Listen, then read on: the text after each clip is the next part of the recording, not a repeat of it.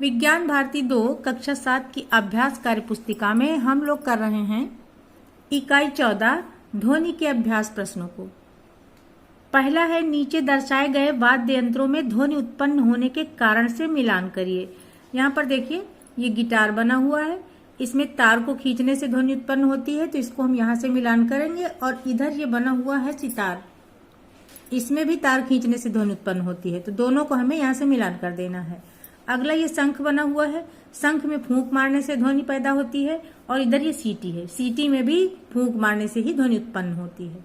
अब यहाँ पर हम देख रहे हैं ये ड्रम बना हुआ है, ड्रम पीटने या आघात करने से बजता है, तो इसको यहाँ से हम मैच करेंगे। और ढोलक भी आघात से ही बजती है।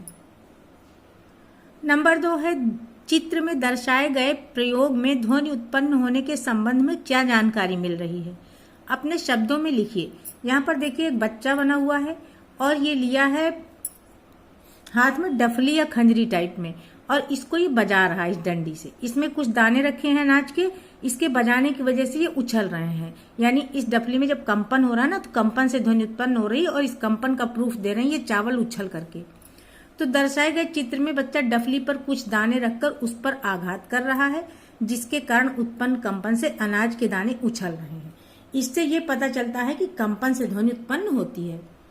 3 नंबर है ध्वनि के एक स्थान से दूसरे स्थान तक पहुंचना ही संचरण है। ध्वनि का संचरण ठोस, द्रव और गैस तीनों माध्यमों में होता है। क्या नीचे दिखाए गए खिलौने में भी ध्वनि का संचरण होगा? इसकी जांच आप इस खिलौने को बनाकर अपने मित्रों के साथ बात करके करें और बनाया गया यंत्र विद्यालय में अध्यापक को दिखाएं। देखिए ये तो बच्चे हैं, इन्होंने गिलास या कोई पाइप टाइप में ले लिया है और उसमें एक तरफ छेद है और छेद में डोरी डाल करके इस तरह का ये यंत्र तैयार किया है। इसको बच्चे खेलने के लिए माचिस के द्वारा भी तैयार कर लेते हैं। माचिस में छेद करके धागा बांध लेते हैं और एक तरफ खोल करके उसको बना लेते हैं ये यंत्र, और इसमें फिर कान लगा के सुनते हैं। एक तरफ कोई बोलता है, दूसरी तरफ सुनता है बच्चा। तो उक्त यंत्र में ध्वनि का संचरण किस माध्यम से हो रहा है, इस पर अपने विचार लिखने हैं। तो उक्त यंत्र में ध्वनि का संचरण ठोस माध्यम से हो रहा है। ये धागा है ना, धागा ठोस ही तो है। अगला है ध्वनि ठोस सतह से टकराकर पुनः लौटती है, इसे ध्वनि का परावर्तन कहते हैं। निम्नलिखित चित्र के अनुसार यदि ध्वनि स्रोत के पाइप का झुकाव परावर्तक तल से 30 अंश पर हो, तो स्पष्ट परावर्तित ध्वनि सुनने के लिए परावर्तक तल से कितने अंश झुकाव पर पाइप को रखोगे। यहाँ पर देखिए ये यहाँ से घंटी की ध्वनि आ रही इस पाइप के माध्यम से, और यहाँ से 30 अंश का कोण बनाती हुई ये ध्वनि टकरा रही है। तो हमें स्पष्ट ध्वनि सुनने के लिए उतने ही डिग्री से ध्वनि को टकराना चाहिए। तो 30 अंश से ही टकराएगी, तब यहाँ पे हमको वैसे ही स्पष्ट ध्वनि सुनाई पड़ेगी। आगे कह रहे हैं ध्वनि ठोस सतह से परिवर्तित होती है। यदि हम किसी बड़े खाली कमरे में बोलें तो हमारी परावर्तित ध्वनि हमें स्पष्ट सुनाई देगी। यदि हम परावर्तक पृष्ठ से न्यूनतम 16.6 मीटर की दूरी या अधिक पर हों, इस परावर्तित ध्वनि को प्रतिध्वनि कहते हैं।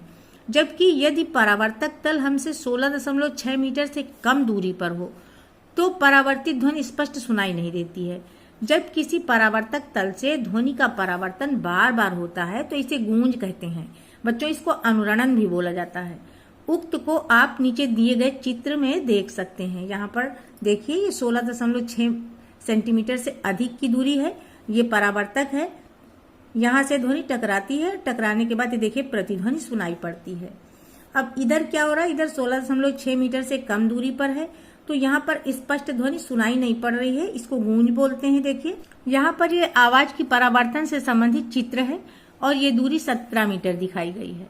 हमें ये देखना है कि उक्त चित्र के आधार पर परावर्तित ध्वनि 1, 2, 3, 4, 5 में कौन सी परावर्तित ध्वनि, गूंज और कौन सी प्रतिध्वनि है।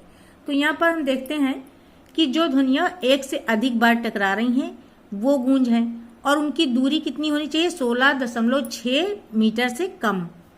तो यहाँ से ये ध्वनि निकली, यहाँ से टकरा गई, पूरी ये 17 मीटर है, तो ये 16.6 मीटर से कम ही तो होगी। यहाँ टकराने के बाद ये फिर इधर टकराई, फिर इधर टकराई, ये कई बार टकराई ना, तो इसलिए ये गूंज हो गई नंबर 1 की। अब नंबर 2 को भी हम देख रहे हैं, ये आवाज भी कई बार टकरा रही है, तो ये भी गूंज है। अब 3 नंबर की ध्वनि को हम देखते हैं, यहाँ से चली, यहाँ टकराई और यहाँ टकराने के बाद यहाँ आई, लेकिन ये दूरियां इसकी भी 16.6 मीटर से कम है, तो ये भी गूंज है। और यही चीज 4 नंबर में भी है। ध्वनि बार बार टकरा रही है, दूरियां सभी कम है 16.6 मीटर से, तो 4 नंबर भी गूंज है। लेकिन हम 5 नंबर को देख रहे हैं।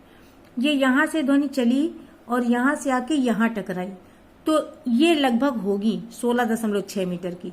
टकराने के बाद एक ही बार टकराई और वापस आ गई, इसलिए 5 नंबर की ध्वनि प्रतिध्वनि है, बाकी सारी ध्वनियां गूंज है, और वही हमें यहाँ लिख देना है। आगे है प्रतिध्वनि के कोई 4 उपयोग लिखिए। तो इसका उपयोग हम लिख सकते हैं समुद्र में पनडुब्बी की स्थिति ज्ञात करने में, दूसरा है चमगादड़ द्वारा अवरोधों से बचने में, और तीसरा है जल में स्थित वस्तुओं की गहराई ज्ञात करने में, 4 नंबर है कीटों द्वारा भोजन की खोज में। अगला प्रश्न है बिजली कड़कते समय ध्वनि व प्रकाश की चाल ठोस, लकड़ी, लोहा एवं द्रव आदि में ध्वनि उत्पन्न कर अनुभव के आधार पर ध्वनि की चाल को ये बड़ा या छोटा का चिन्ह द्वारा कम या अधिक बताना है। यहाँ पर है प्रकाश की चाल और यहाँ पर है ध्वनि की चाल। तो प्रकाश की चाल ध्वनि से कई गुना ज्यादा होती है, इसलिए इस निशान का मुंह इधर कर देना है। जिधर इस निशान का मुंह होता है उधर ही की चीज बड़ी होती है। आगे है ध्वनि की ठोस में चाल और ध्वनि की गैस में चाल।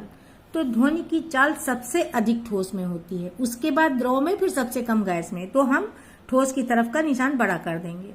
अब है ध्वनि की लकड़ी में चाल और ध्वनि की लोहे में चाल। यहाँ पर है तो दोनों ठोस, पर धातुओं में सबसे ज्यादा होती है ध्वनि की चाल, इसलिए इस निशान का मुंह हमें लोहे की तरफ कर देना है। अब है ध्वनि की जल में चाल और ध्वनि की गैस में चाल। हमने ऊपर भी बताया है कि जल में ध्वनि की चाल ज्यादा होगी गैस की अपेक्षा, इसलिए इधर हो जाएगा निशान का मुंह। 8 नंबर है उचित मिलान करिए। कंपन द्वारा ध्वनि उत्पन्न होती है और ध्वनि के संचरण हेतु माध्यम की आवश्यकता होती है। ध्वनि की चाल सबसे तेज होती है धातु में, तो इससे मिलान देंगे, और ध्वनि तरंग के रूप में चलती है।